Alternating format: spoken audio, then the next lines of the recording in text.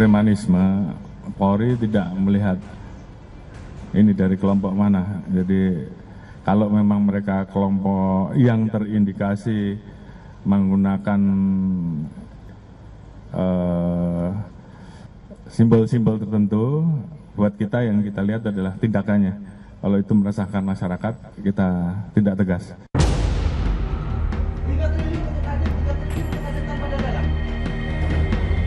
Menetapkan 3 orang sebagai tersangka. Adapun 3 orang tersebut, yang pertama adalah saudara IA, yang mana yang bersangkutan adalah Wakil Ketua Kadin Bidang Perindustrian, yang mana perannya adalah menggebrak meja dan meminta proyek 5 triliun untuk Kadin tanpa lelang.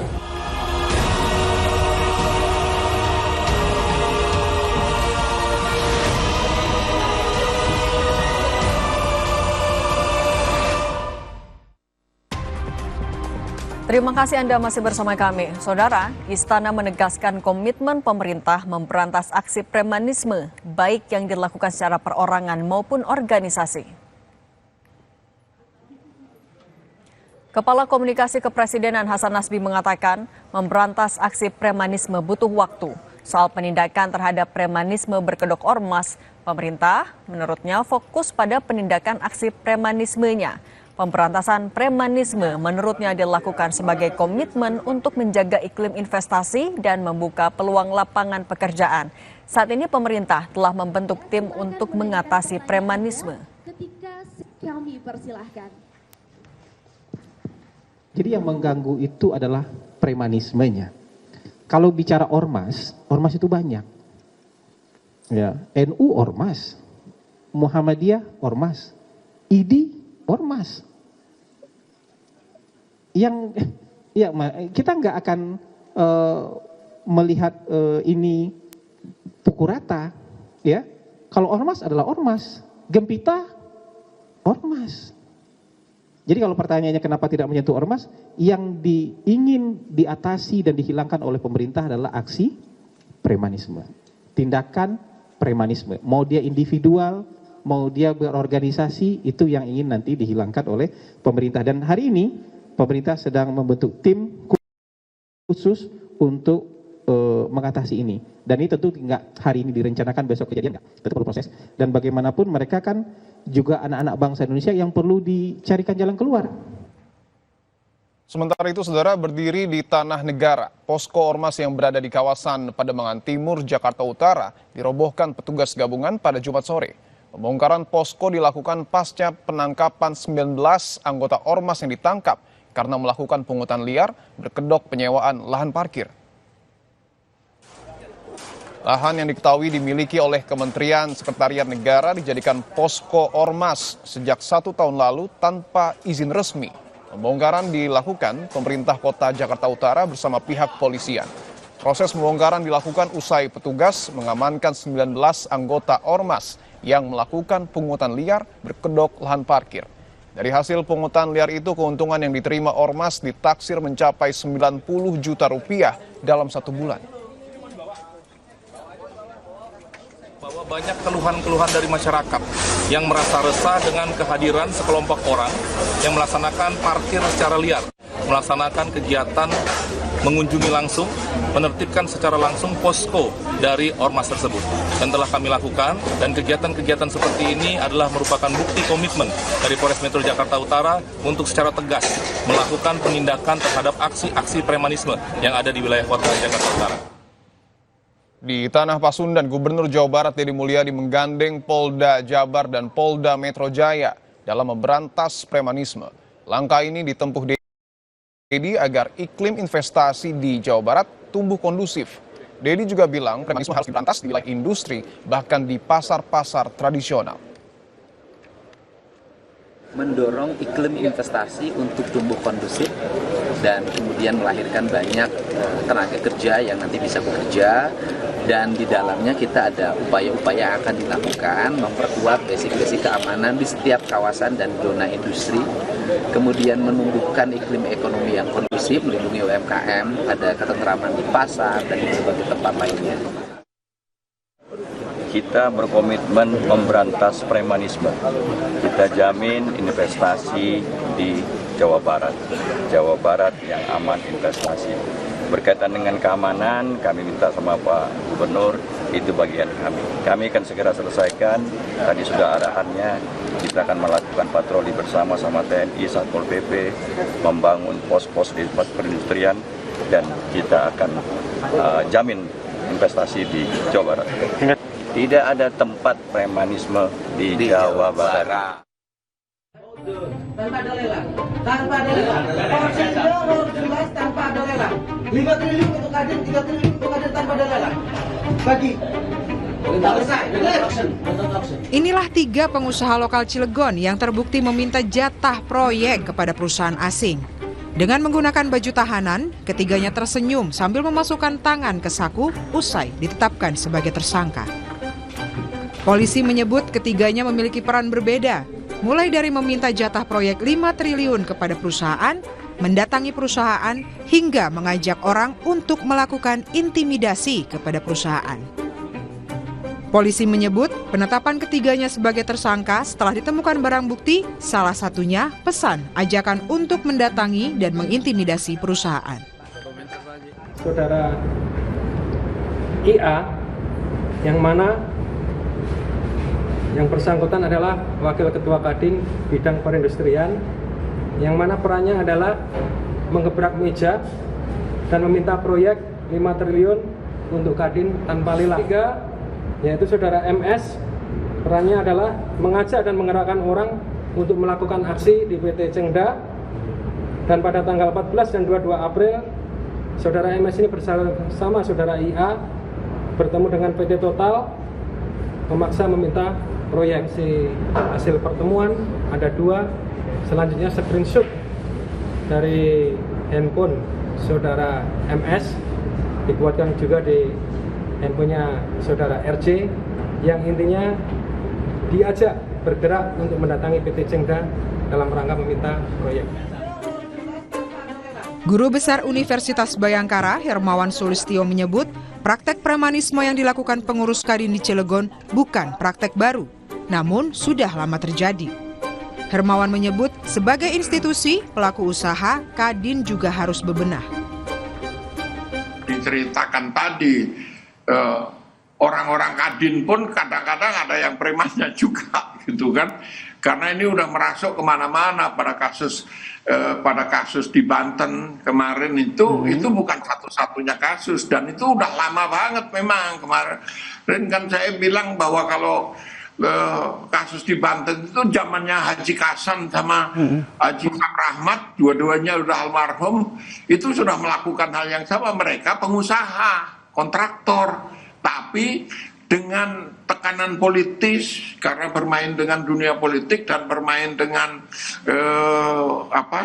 intimidasi secara halus, kekerasan secara halus, dapat proyek gitu. Jadi Kadin pun harus bersih-bersih, ini mumpung momentum bagus gitu. Sementara Wakil Ketua Umum Kadin, Sarman Simanjorang, memastikan akan ada sanksi organisasi yang diberikan jika benar pengurus Kadin Cilegon terbukti meminta proyek kepada perusahaan asing. Ketua Umum Kadin kami juga sudah menyampaikan bahwa nanti apabila memang ini terjadi pelanggaran sesuai dengan anggaran dasar rumah tangga Kadin, tentu nanti akan diberikan apakah itu peringatan tertulis, apakah pembekuan atau mungkin pencabutan KTA, tentu nanti akan dilihat secara langsung dengan hasil laporan daripada tim investigasi. Tapi yang tak hanya melakukan razia premanisme di jalan, untuk memberantas aksi premanisme, polisi juga membuat posko di sejumlah proyek pembangunan industri yang rawan terjadi pemerasan oleh kelompok tertentu. Tim Liputan, Kompas TV. Polisi sudah menahan dan menetapkan 3 orang tersangka dalam kasus minta jatah proyek yang dilakukan oleh Ketua dan Wakil Ketua Kadin di Cilegon, Banten. Ketiganya terbukti meminta jatah proyek hingga mengintimidasi perusahaan asing. Lantas apakah sanksi pidana cukup? untuk memberikan efek jera kepada para preman kakap ini? Kita bahas bersama advokat penegak hukum anti terorisme Daniel Huta Barat dan kriminolog Universitas Indonesia Adrianus Meliala yang akan bergabung tentu bersama kita. Bapak-bapak, selamat petang. Selamat petang. Baik, saya ingin ke Mas Daniel terlebih dahulu. Mas Daniel, 3 orang sudah ditetapkan sebagai tersangka. Apakah ini akan memberikan efek jera? Ya, begini. Permasalahannya sebenarnya masalah premanisme ini yang terjadi saat-saat ini, belakangan-belakangan ini, adanya pergeseran dari perilaku premanisme yang bersifat tradisional, kemudian dia bermetamorfosis menjadi premanisme yang membentuk secara keorganisasian. Mereka sudah membentuk lembaga-lembaga yang kemudian dia berlindung di dalam naungan apa yang disebut dengan ormas. Ormas itu memang benar memiliki payung hukum yakni Undang-Undang Ormas. Nah, tapi permasalahannya banyak kejadian-kejadian yang saat ini yang menggunakan payung hukum ormas tidak ditindak. Nah, saat ini saya jujur aja mengapresiasi dari tindakan Kepolisian Republik Indonesia yang melakukan berbagai tindakan-tindakan untuk melakukan tindakan-tindakan seperti melakukan sweeping dan kemudian sekarang ada penangkapan terhadap perbuatan-perbuatan pemerasan. Menurut saya ini tindakan yang cukup bagus di awal, tetapi kemudian apakah ini akan menjadi suatu pressure kemudian? Saya rasa ini nanti ditingkatkan lagi nanti di kejaksaan dan di pengadilan untuk dapat dihukum secara berat terhadap preman-preman yang mengganggu stabilitas ekonomi. Oke. Demikian menurut saya. Terkait dengan efek jera ini menarik karena kalau kita lihat videonya, gestur dari para terduga pelaku ini cukup intimidatif pada saat melakukan dalam tanda kutip pemerasan. Kita lihat dulu videonya Mas Daniel dan juga Pak Adrianus.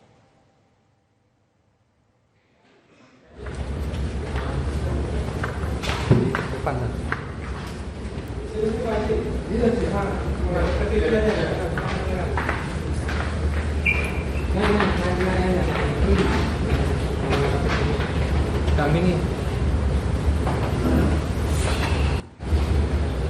Ketika ditetapkan sebagai tersangka bahkan ini sejumlah oknum nampaknya cukup percaya diri bahkan tidak terlihat malu ataupun jera begitu. Apakah ini membuktikan bahwa ada satu hal yang salah atau mungkin memang memiliki kekuatan yang cukup besar sejumlah organisasi ini di Cilegon, Mas Daniel? Gini, menurut saya kita sebagai masyarakat harus mengawasi bersama proses hukum ini. Yang pertama di kepolisian sampai naik kepada penuntutan yang akan dilakukan oleh kejaksaan sampai nanti putusan di pengadilan. Kita harus jaga ketat, kawal ketat sampai kepada nanti kejaksaan dan sampai pengadilan. Biar nanti jangan seperti seolah-olah proses hukum berjalan kepada mereka tapi masih tersenyum seperti ini. Menurut saya seperti seolah-olah hukum ini dilecehkan. Oleh karena itu mari kita kawal bersama. Oke, apakah kemudian jeratan pasal pemerasan dan pemaksaan dan kekerasan ini sekali lagi apakah cukup memberi efek jera? Tapi saya ingin ke Prof. Adrianus terlebih dahulu. Prof, kalau kita lihat bahwa nampaknya aksi premanisme ini tidak hanya berkedok ormas tetapi juga nampaknya ada oknum dari organisasi pengusaha yang kemudian juga diduga terlibat. Apa yang Anda maknai dari fenomena ini? Jadi sampai minggu lalu saja aparat ya pada umumnya masih sakit gigi semua kan, seakan-akan tidak tahu harus berbuat apa gitu. Oke. Nah kelihatannya sudah ada satu sikap yang sikap tegas dari pemerintah, kita sebut saja Bapak Presiden, sehingga kemudian tadi lihatlah apa yang dikatakan oleh Bapak Kapolda Jawa Barat itu, tiada tempat bagi preman, ya kan? Hal mana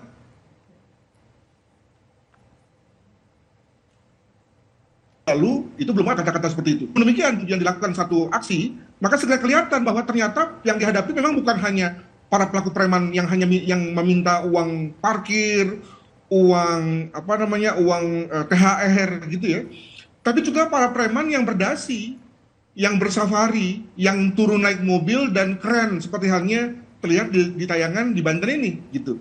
Dan ke depan dengan makin kepolisian dan pihak-pihak lain makin gaspol ya terkait dengan hal ini, juga akan makin kelihatan bahwa jangan sampai jangan kaget misalnya kalau kita misalnya menemukan orang-orang yang yang sama sekali terlihat alim, terlihat bijak dan seterusnya, tapi lalu melakukan hal-hal yang kemudian cocok dengan frame tentang premanisme tadi.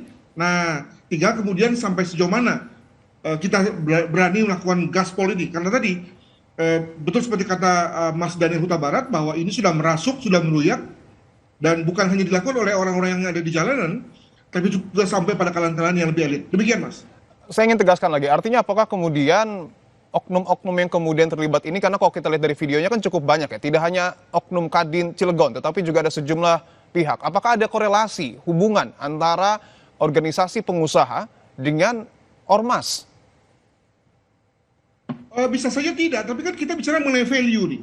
Ide bahwa karena saya merasa besar, merasa kuat, merasa punya legitimasi, maka saya bisa melangkahi proses, bisa tidak mau mengikuti aturan, bisa melenceng dari ketentuan, dan itu kan sebenarnya semangat preman kan, gitu. Semangat untuk anti ketentuan, anti hukum gitu. Dan ternyata bukan hanya orang-orang yang level bawah yang kita sebut saja sebagai tadi ya kebanyakan adalah anggota ormas, tapi juga pihak-pihak lain yang kemudian sama-sama sepakat dengan hal itu. Ke depan misalnya kita akan melihat ya bahwa para pengendara mobil ya yang berugal-ugalan di jalan itu juga bisa kita katakan sebagai preman juga nanti. Lihatlah nanti ya, ketika nanti kita masuk dengan entry point tentang premanisme, maka ini akan masuk kemana-mana dan akan banyak pihak yang kemudian diambil ya atau diamankan gara-gara itu. Nah, tinggal kemudian kita sendiri bisa nggak menahan bola itu ya, atau bisa nggak mau membatasi bola itu sehingga kemudian tidak terlalu jauh dan kita hanya sampai pada preman yang tadi menggunakan kekerasan dalam arti fisik ya, sehingga kemudian dapat dikenakan pendekatan-pendekatan pidana. Demikian. Oke, saya ingin ke Mas Daniel. Mas Daniel, kasus Cilegon ini kan terungkap karena videonya viral. Lalu bagaimana kemudian pihak kepolisian ini menangkap preman kakap lainnya yang tidak viral? Ya, oleh karena itu kita butuh penyidik yang cerdas. Penyidik yang menggunakan hak-haknya sesuai dengan Undang-Undang Hukum Acara Pidana itu untuk melakukan penindakan-penindakan kepada pihak-pihak oknum-oknum premanisme untuk melakukan penegakan hukum. Oleh karena itu, saya minta para penegak hukum jangan main-main terhadap proses-proses penegakan hukum ini. Tidak boleh itu ada suwon-suwon, tidak boleh ada main-main mata, ya langsung aja gitu. Jadi jangan sampai seolah-olah karena ada tadi kan matanya terlihat sekali, seolah-olah dia itu punya channel yang kuat. Saya minta kepolisian tindak tegas, kemudian berkasnya segera dirampungkan, kemudian dilimpahkan di kejaksaan, dan jaksa harus menuntut secara maksimal. Karena apa? Karena ini merupakan sangat bertolak belakang dengan program pemerintah yang ingin ekonomi itu tumbuh dengan baik. Oleh karena itu kita menjaga investasi. Dan kemudian di pengadilan harus segera dibuktikan oleh jaksa yang nanti akan bersidang bahwa memang dia benar-benar bersalah melakukan pemerasan. Sehingga penegakan hukum itu benar-benar kita rasakan. Saya rasa seperti itu. Itu kan untuk tataran di lapangan, artinya preman-preman kakap. Tapi kalau tadi kita bicara soal pernyataan Prof. Adrianus yang menyebutkan bahwa nampaknya ada juga oknum-oknum berdasi dalam tanda kutip yang kemudian mungkin saja terkorelasi dengan ormas-ormas ini. Tanggapan Anda bagaimana? Perlu nggak ini diselidiki juga? Itu penting sekali, makanya seperti yang saya bilang, bahwa sebenarnya preman ini sudah bertransformasi dari preman yang tradisional menjadi preman yang sebenarnya udah menggunakan kerah putih. Dia berlindung di bawah undang-undang ormas. Dan saat ini pemerintah jarang sekali menggunakan undang-undang ormas itu untuk melakukan teguran-teguran terhadap ormas-ormas yang disalahgunakan oleh oknum-oknum preman ini. Ya, undang-undang ormas sudah jelas, Undang-Undang Nomor 16 tahun 2007. Ada surat peringatan tertulis, ada penghentian kegiatan, ada pencabutan SKT dan sampai penarikan badan hukumnya, pencabutan badan hukumnya. Oleh karena itu saya minta seperti Kementerian Hukum yang berhak mencabut status badan hukum, atau Kementerian Dalam Negeri yang dapat mencabut SKT, surat keterangan terdaftar, Kesbangpolnya. Ya, saya minta itu segera untuk dilaksanakan, lakukan pemeriksaan, lakukan penyelidikan terhadap ormas-ormas yang memang sengaja digunakan untuk melakukan tindakan-tindakan kriminal seperti pemerasan-pemerasan. Seperti itu saya. Oke, saya ingin ke Prof. Adrianus. Prof, tadi kan Anda sudah menyebutkan bahwa ada mungkin saja pelaku-pelaku berdasi. Nah, sementara untuk kemudian melakukan penindakan premanisme ini yang menjadi garda terdepan adalah polisi. Anda bisa prediksi apakah polisi ini juga akan secara tegas dan lugas tanpa tekanan apapun memeriksa semua pihak, termasuk juga yang pihak-pihak berdasi ini? Ya, untuk sementara pada awalnya oke lah kita dekati dulu masalah preman dengan pendekatan pidana ya. Ya. Tapi pendekatan pidana itu kan punya dalil juga, punya keterbatasan juga gitu ya. Maka agar semacam genderang yang bertabuh perlu dong diikuti juga dengan langkah-langkah lain, diikuti juga oleh pihak-pihak yang lain. Ya, kalau ini adalah pengusaha, maka bagaimana Kadin? Responnya gimana? Kalau misalnya bicara mengenai ormas, maka bagaimana Kemendagri? Respon dong gitu ya. Aktifkan dong undang-undang ormasnya dalam rangka menertibkan. Jadi dengan kata lain tidak hanya diserahkan pada polisi saja, karena tadi polisi pasti pakai pendekatan pidana yang pendekatannya adalah bahwa harus jelas segitiga antara pelaku, korban, dan alat bukti, kan gitu. Jadi kalau misalnya itu udah, nanti ujung-ujungnya kemudian mental di pengadilan sendiri yang akan kecewa. Baik, Prof. Biasanya ada bahasa mediasi ketika polisi sedang melakukan penyelidikan ataupun penyidikan. Ini baiknya tidak perlu ada mediasi lagi atau langsung tegas saja ke ranah pidana? Ya, hukum itu kan bahasanya politik ya. Nah, sekarang politik kita apa sih terhadap preman? Ya, kelihatannya keras nih. Maka kalau misalnya politiknya adalah keras terhadap preman, ya jangan pakai mediasi dong. Ya, untuk hal ini, karena nanti akan menimbulkan satu ambigu dari segi interpretasi. Demikian. Baik, artinya untuk memberantas premanisme berkedok ormas ini diperlukan ketegasan dari seluruh pihak yang kemudian melakukan penanganan. Terima kasih Advokat Tumpas, Mas Daniel Huta Barat, dan juga ada Kriminolog UI, Prof. Adrianus Meliala atas waktunya. Terima kasih. Saudara, usai jeda akan ada informasi terkait dengan patung Jokowi membawa buah jeruk senilai 2,5 miliar rupiah dibangun di Desa Kuta Belin,